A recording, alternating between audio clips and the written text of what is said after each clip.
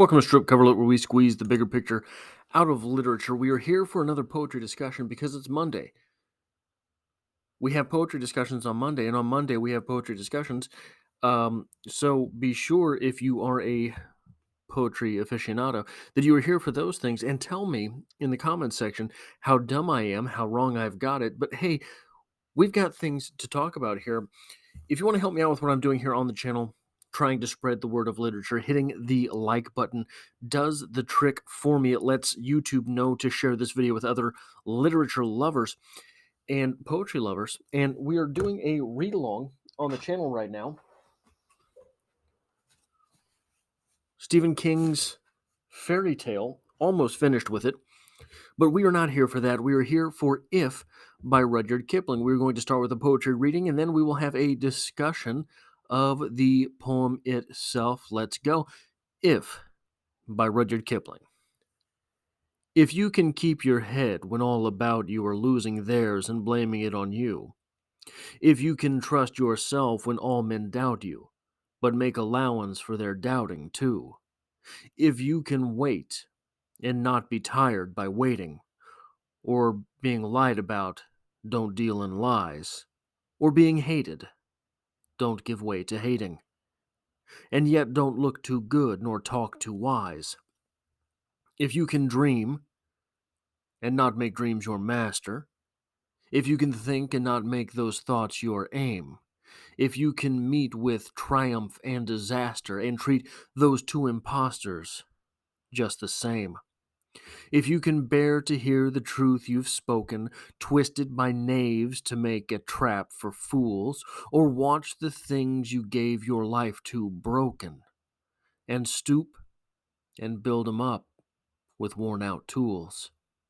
If you can make one heap of all your winnings, and toss it on one turn of pitch and toss, and risk it on one turn of pitch and toss, and lose and start again at your beginnings, and never breathe a word about your loss, if you can force your heart and nerve and sinew to serve your turn long after they are gone, and so hold on when there is nothing in you except the will which says to them, hold on.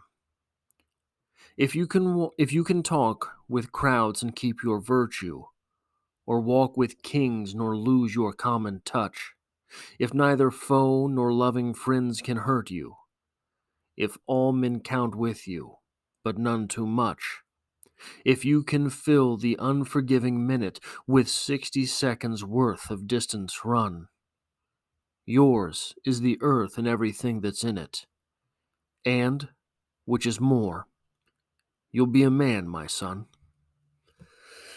Now, this is a very serious poem. It is a very serious poem which is touted by very serious men like Jocko Willink. Very serious men like Jocko Willink love this poem. And I think one of the things that we have to talk about here is this last couplet and how it gives way to the meaning in this poem. Yours is the earth and everything that's in it, and, which is more, you'll be a man, my son. Now, man, gender, all these arguments, if you want to bring them up, I'm not here to have those arguments. You'll be a man, my son. You'll be a woman, my daughter. We can leave it as that. You'll be an adult. The world will be yours, and more than that, you'll be a person worth listening to. An adult. I think one of the things that is sneaky about this poem is that it is saying the everyday usefulness of a man, the everyday usefulness of the person is better than having the earth and everything in it. Okay? So there we go.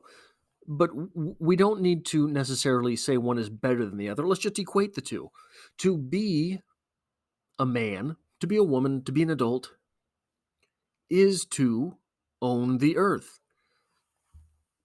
Because what is the earth except what you do in your world? You have your sphere of influence. And the real sneaky part of this poem is saying that this is a great thing. To be a man is a great thing, a useful thing, a profound thing. But greatness itself is not a big thing. Greatness itself is not a thing. Greatness, in fact, is very few big moments. So you have the great man, the quarterback, the Joe Montanas of the world, the Patrick Mahomeses of the world. Their Super Bowls are few and far between. And yes, those are the things we remember. The great generals, the big battles are few and far between. And yes, we remember them. But you know what's better than those big moments? Being a good person, being a man. And in fact, most of the greatness therein is not in those big few moments, those few big moments, but rather greatness is a collection of smaller moments. If you can talk with crowds and keep your virtue, or walk with kings nor lose the common touch, that is where greatness lies, not in Sisyphus rolling the boulder up the hill, all of the strength that requires.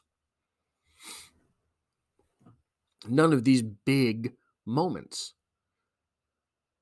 It's the small moments that make greatness. So Rudyard Kipling was born in the 1850s and died in the mid 1900s, 1920s, 1930s, 1940s. The world in which Rudyard Kipling lived was very different than the world in which we live. The world 1850s, he would have been entering manhood in the 1870s. That would have been from whence the crux of his ideas of manhood came about. And just think about, for example, the prospect of war. The prospect of war was very different in the 1870s than it is today. The prospect of war was still romantic, for lack of better terms. So that prospect of, and I'm just throwing that out there because that's one of the big things, right? What do? Men have to fight the wars. But we live in a very different world today. In Rudyard Kipling's day, and I don't know when this poem was published, but it's very difficult to lose those ideas that you form in your 20s and your 30s. You may become disillusioned with them, but you were disillusioned with them, right? Those ideas, those formative ideas are still there, and you rail against them. You either endorse them, continue to endorse them, or you rail against them. I think that it's very rare that people end up actually forging new identities after the formative years of adulthood.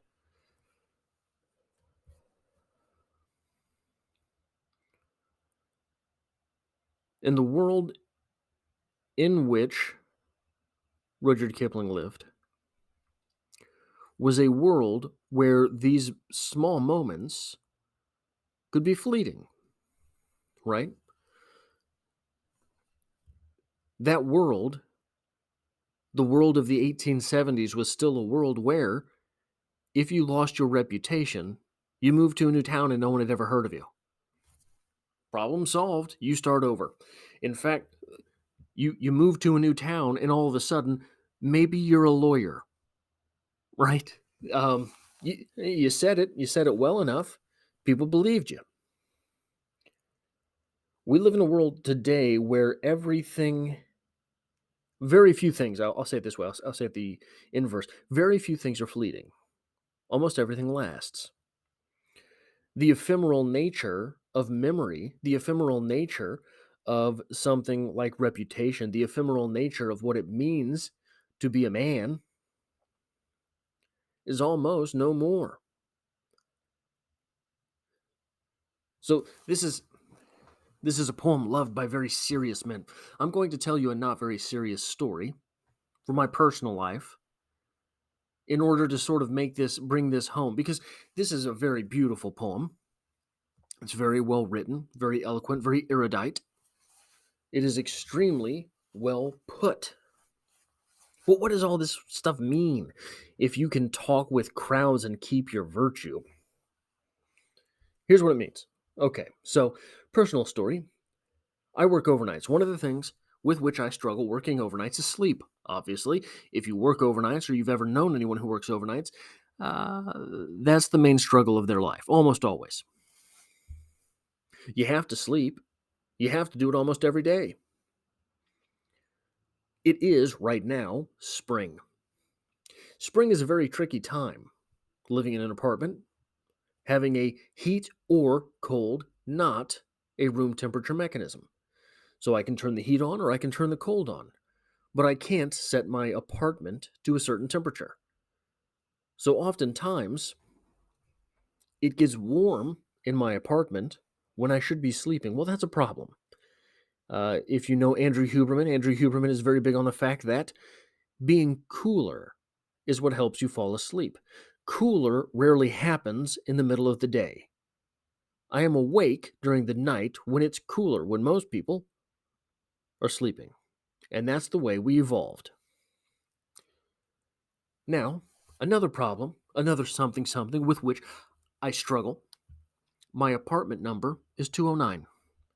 My building is 209. So, whenever anyone has a package delivered, whenever anyone has to receive a installation for cable, etc., right to my door. Now, oftentimes this is not a problem. I will sleep through it, or I will say, don't care. Most people, when the door isn't answered in a timely fashion, take the hint. Okay, person's not home. There's a miscommunication somewhere. Yada yada. Got to call them up, see what's going on. Oh, you're at apartment 113. I'm up at 209, knocking on the door like an idiot because I didn't read the entire address. So I'm struggling to fall asleep because it's spring, it's hot in my apartment. I'm supposed to be cold. To sleep, not sleeping. I'm supposed to be asleep by 11:45. 12:45 comes around. Well, I've already taken 3 Benadryl. 1:15 comes around. I'm going to take another melatonin. 1:30 happens. Let's try another Benadryl. See if that happens. I'm not endorsing this, by the way. Don't do this. You're not supposed to take that many Benadryl. 1:45. 2, 2:30. 3, 3:15. I'm just passing out. Someone knocks on the door. Don't care. I'm going to lay here and they will get the point.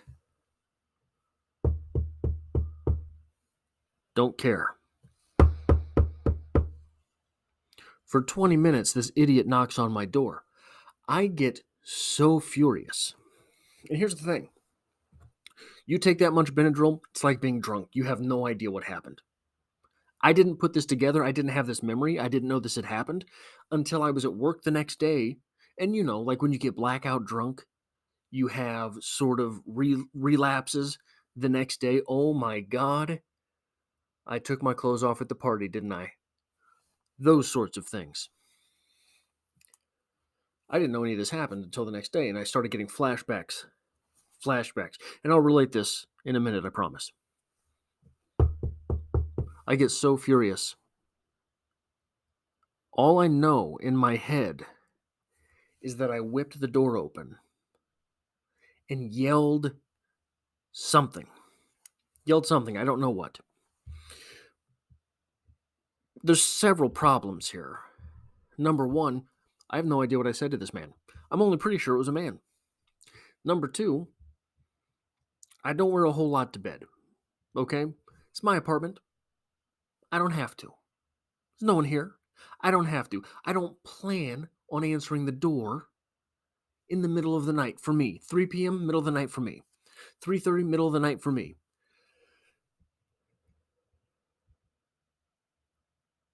I was probably nigh nude, whipping open the door and yelling at a stranger. Now, that, I think, is losing your virtue when walking with a crowd. Okay? That's all I'm saying. Greatness, as it is expressed in this poem, is not the great big things. Greatness, manhood, being an adult, as it is expressed by Rudyard Kipling in this poem, is a series of little moments. I failed that little moment.